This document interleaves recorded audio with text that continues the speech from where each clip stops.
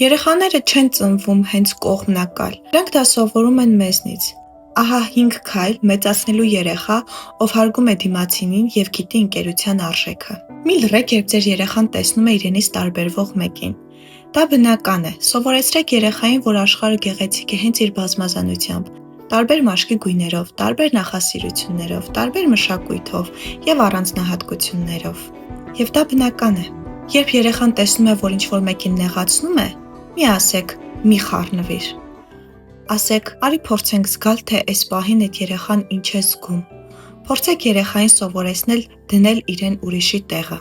Ընդլայնեք նրանց շփման շրջանակը, թողեք նրանք շփվեն իրենցից մեծ, ավելի փոքր, տարբեր խառնվածքով և նախասիրություններով երեխաների հետ, չէ՞ որ ընկերությունը սահմաններ չի ճանաչում: